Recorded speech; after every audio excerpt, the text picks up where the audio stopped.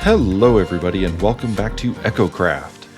We are starting here in the Nether. This is our hub area, and I had been doing some work in here, as you saw in that tiny little time-lapse intro, whatever. It wasn't very exciting, so I didn't do too much of it, but it was something to put at the beginning. So what had happened, and the reason I was working on this, was I came out of my portal the other day, and when I stepped out here, I heard some gas noises, and normally, you know, I hear a few of them here and there. They're usually out there somewhere. There was a ghast right there. And as soon as I came out here, it saw me and started shooting. And surprisingly, I'm not sure if I actually got any of the fireballs to go back, but I didn't seem to take a whole lot of damage, and nothing got damaged over here either. So it seemed like I was able to protect the area, kill the ghast, and then I went, that's got to change. So we needed to put the floor in here. There was a ghast. Sounded like it was over that way. We had to put this floor in so that we could stop the spawning, and I just went ahead and went out all the way over here. Prior, this had not been done, so I didn't have that problem before. And hadn't for probably a few months now. Haven't had that problem since this was dug out, but I did that time. And so I just wanted to put in the floor and make sure that that was done. I also took the time to finish this pillar here.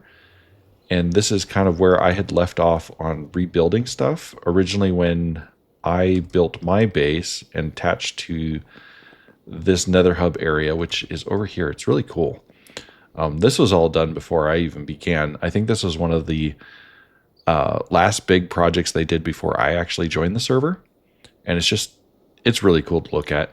And I don't show it at all, but I mean, it's not really exciting. I usually spend about 10-15 seconds in here to go from my portal to that one right there, which takes me to the shopping district. Once in a while, I'll go down one of these other side tunnels, but not often. Anyway, so when I joined, I think the tunnel stopped like maybe right here? Something like that. Or, yeah, because this portal was there.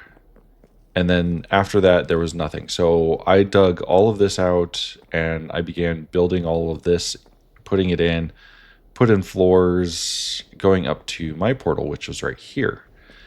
And for the longest time, I mean, it just was a tunnel, had a floor so that nothing would spawn, and I would slowly put in some blocks here and there. Finally took the time to get a few of the extra blocks, and using what had been provided here, was able to just get a lot more of it done. So this section is finally complete, aside from these little poke holes here. I left these open. I wasn't sure if people wanted to still use those, so those still remain. But we can close those up if we need to. The only thing I would have left is pretty much decorating the walls around my portal, and if I wanted anything behind it. But that's about it. And that's the story of why we're starting here. I got blasted in the face, or actually was able to hit ghast fireballs back. I'm not sure which, but there's no damage to prove which one is the truth. So yeah, we did all that. And let's go take a look at the base and see what else I've been up to. Well, here we are back at the base, just, you know, about 10 steps away from where I left off. Anyway, the first thing you might notice is I've got some path right here outside the portal, some walls, and I started putting a kind of like a courtyard area, or maybe not a courtyard, community square, community center type area around the tree, not making the tree the central part. The path goes around it. And we've got our post office here, but we did a fountain here. So this should be what would be considered a central area to the community. It's not the center of town. There's not going to be a bunch of buildings down here. There's not going to be a whole lot of buildings over there. Most of the housing is going to be up this way. But this is an area that I think people would gather, talk, and just do things. This is the shopping area. This is where people would just come and be regularly. And that is what I did in this area. I still have additional blocks to get in place. I need some more of this cracked stone brick here to fill in. And the mossy stuff I've kind of been trying to filter out. We've got more down there. And then as we got up here around the fountain, I've got some. But I was kind of thinking that the further we got away from the main body of water, the less of this that we should see. So as we go up, there should be less moss overall. And that should be pretty much how I'm going to try and get this textured as I get back to it. We'll see. I've got a lot of building yet to do. These lights here, I went through several iterations of lamps and finally settled on doing the pale oak. Got some trapdoors, an end rod, a iron trapdoor, and just, I thought it looked pretty cool. The other major thing that I did is I actually redid the entire top of the tree. I really didn't like what I had done previously. It was very blobby. Probably very suited to a giant Minecraft tree, like what one of those would be if it was blown up, but it just wasn't what I wanted. So taking advice I had heard of birds need to be able to fly through the tree, I made branches. Some of them might still be a little bit too fat, and I may need to trim them down and put a little bit different block placement. But I really just wanted this tree to be more than what it was. And I know it's getting dark. I'll sleep here in a moment.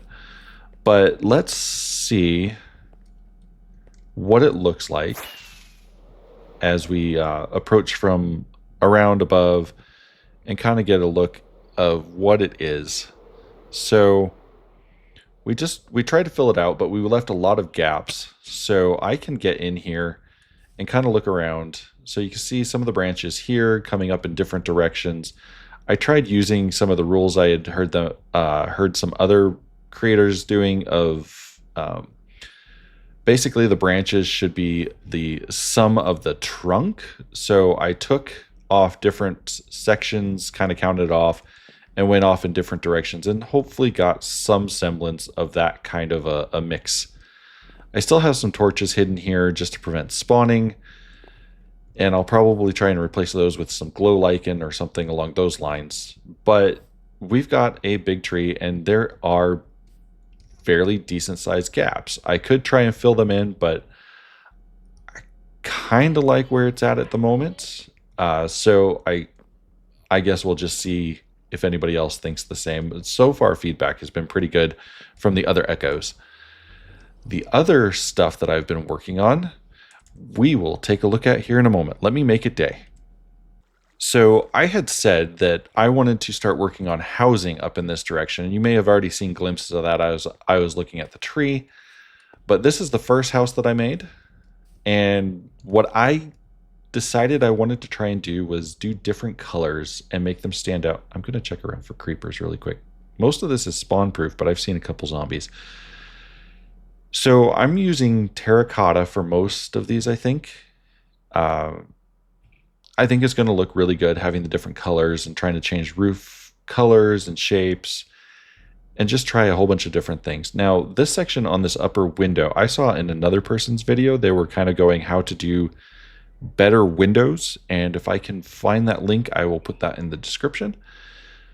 But really, I just wanted to make a not square, not boring looking house. And granted, yes, it's boring, but it is planned to be boring instead of being accidentally boring.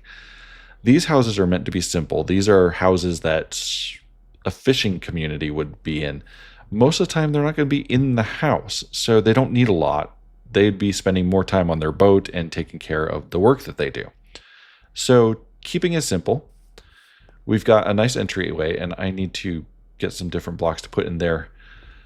I put in just some glazed terracotta just to give it a splash of color on the entry, and then we've got our doors going in. Now, right here, we've got a table for two. Pretty simple, a pot here for some decoration, and a small kitchen area. Nothing too extravagant, some storage above, storage below, a sink, and a cooking surface.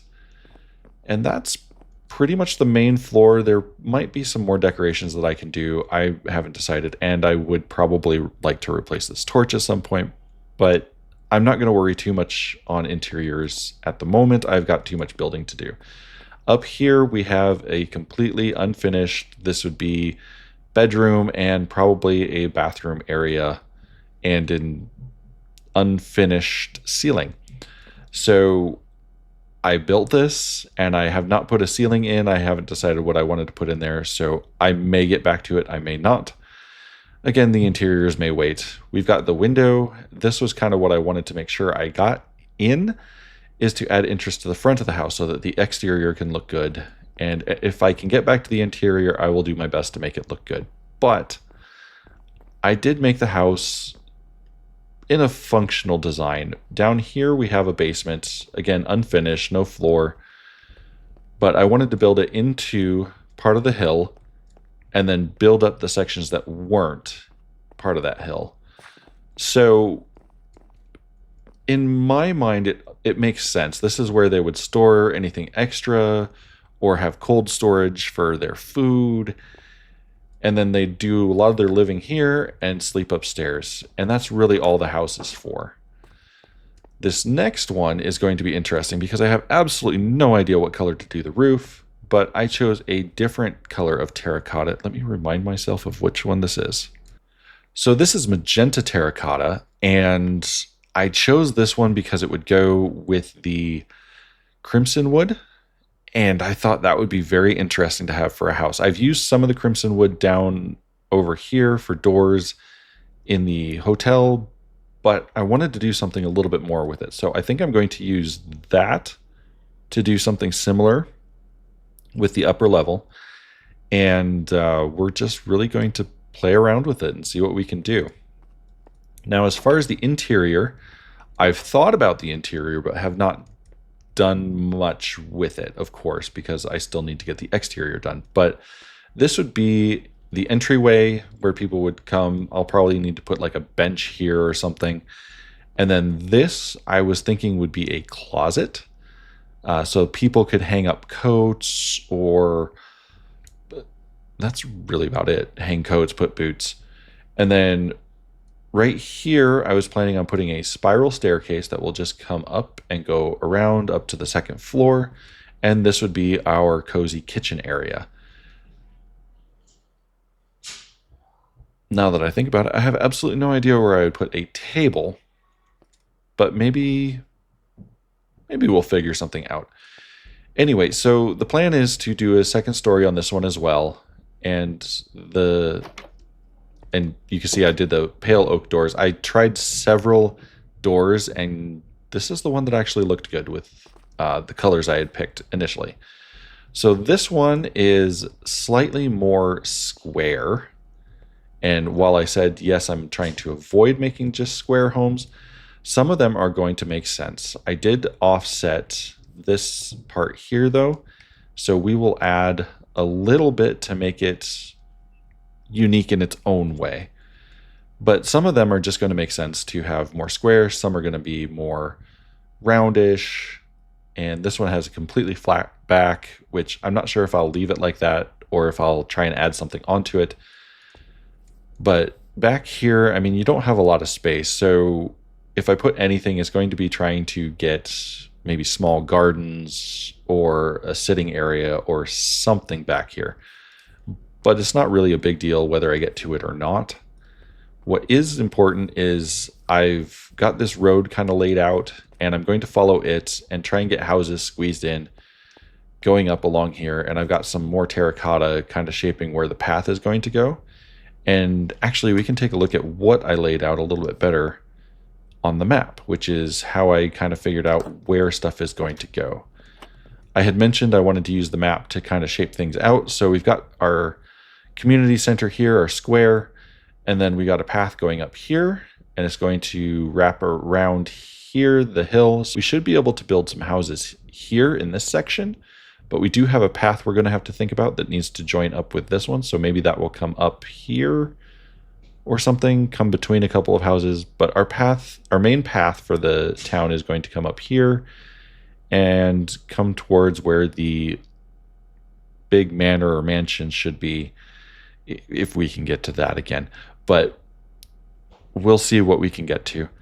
So that is how I planned this out, and I'm thinking about the map as I try and do a lot of the roofs as well. So I want different colors, and it's going to be a challenge because of how I'm doing some of these roofs, but we'll see what we can come up with. Oh, before we leave the post office, let's take a look out the back. Oh, I also added a computer. But out the back, I actually did some decorating. So we've got some pots and some beehives to act as boxes, chests, and some barrels. So this is stuff that we've received and hasn't been sorted or is waiting for somebody to come and get it, or maybe it's going to be shipped out. And then over here, I made the lift.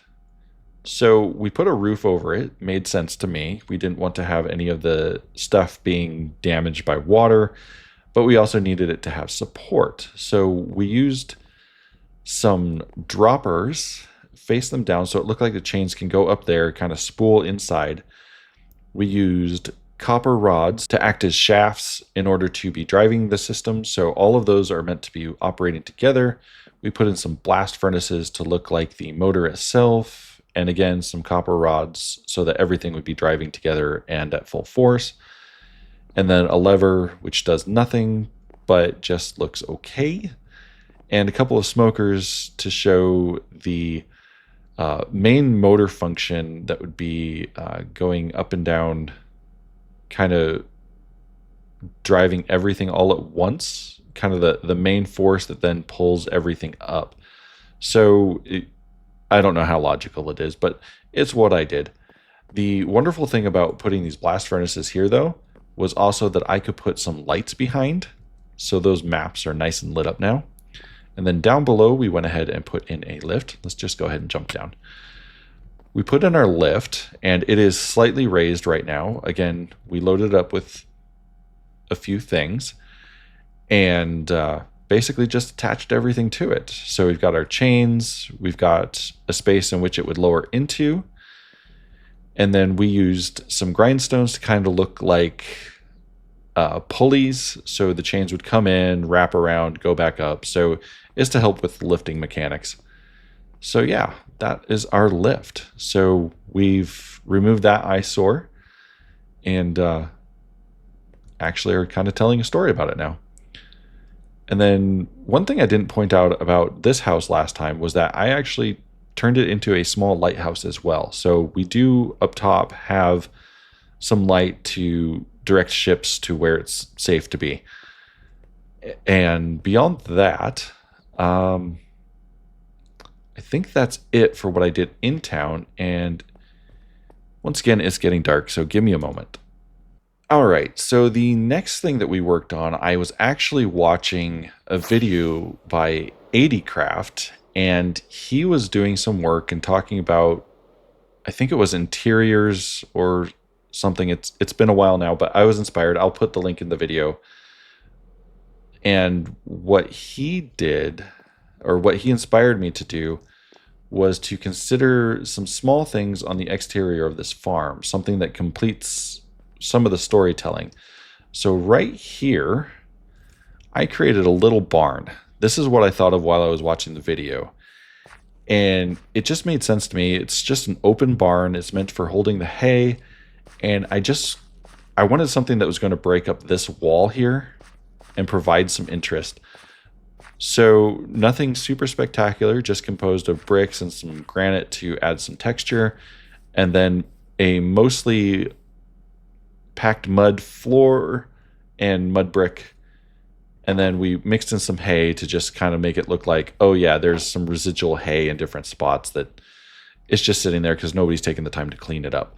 So that is what we added to this farm area, and there's still more that we could possibly do with this, but Again, we'll just see where we end up going with it. Now, the last thing that I did involves this structure right here, but let's not break in from the side. Let's go take a look at what I have planned. So over here from the square, I was able to determine how to get to that underground area, and I can come out right here and I'll probably fill in holes here, close that area off, but we'll probably end up putting a building here that will lead us into this underground area. And this, while it's very common that this is what everybody wants to do, is just tuck things away, I wasn't really doing it to tuck things away, but to tell a story. So I had talked about this possibly being a research area, and this may have been a cafeteria or something, but I decided this is going to be my storage area. So I've got a bunch of chests in here because I was starting to run out of space to put stuff, and the shulker monster was getting bigger and bigger. Anyway, I put some honey blocks up top to diffuse some light. I've got some frog lights above, frog lights below, and I saw this in a video where somebody used some copper grating to look like supporting structure for glass. And I really wanted to show off the cave area. So that's how this design came about. I wanted the glass to look down and into an area. Whether it stays like this or I end up digging it out more to get into more of the depth of the caves, we'll figure that out as we go. And I've got a small temporary access here because I came down here. I already had to dig some of it out and just kind of expose it so that we could see all the lovely little bits and pieces. And we did go over here as well. This actually was completely closed in, and I just opened this up to this section here so that we could just see stuff. So yeah, this is the start of down here, and I still am going to have to do a whole lot of work if I'm going to turn this into anything substantial at all. But this is where I would consider my area of the base. This is where I'm going to do things while everything up above is just for show. So that should catch us up on everything that I've been working on. And it hasn't been a lot, but it's a lot for me in the time that I've had to work on it. So one of the other things that I had done outside of building was when I was working on that nether area, I needed quartz. And so instead of going and trying to do villager trading or anything like that, I actually went looking for quartz. And in the process, I decided to go to the level where I might be able to find some ancient debris. And when I went down at a spot that I could, I actually ran into somebody's, I think they used beds to blow up a whole bunch of area.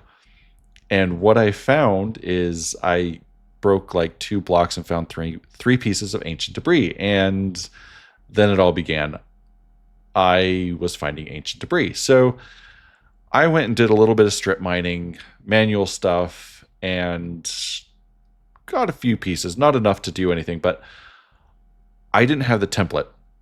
Now, all of these clips that I'm doing right now, these are re-recordings because I switched my recording software to OBS and I don't think I had the settings right, so I had some glitches in my video. At this point, I would be saying I wasn't thinking I was going to go and bother with getting Netherite. However, I ended up going on an adventure. Let's go take a look at some of the clips that I've done of my adventure doing some nether bastions, which I had never done on my own before, and it was very nerve-wracking but fun at the same time. So let's go ahead and take a look at those clips.